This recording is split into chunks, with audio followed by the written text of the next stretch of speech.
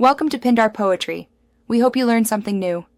You start by confirming the exact device model and OS version so you know which privacy lock method applies.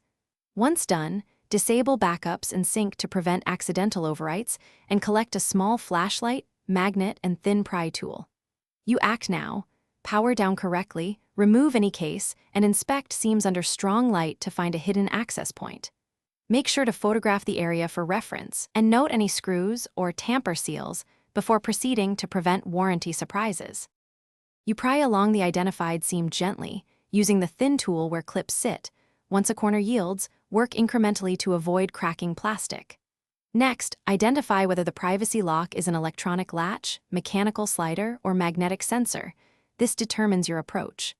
Once inside, trace connector pins and cable routing, and photograph each step so you can reverse it precisely. Then, disconnect power or battery before touching the lock mechanism, because that prevents shorting and preserves stored settings. You reassemble in reverse order, seating connectors exactly as photographed and tightening screws to a snug fit.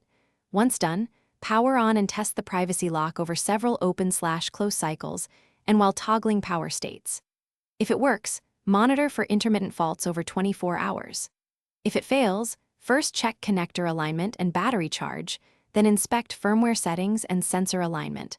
Often a misaligned magnet or loose ribbon is the culprit. If still unresolved, note error behavior and Thanks for watching. Consider subscribing if we helped you.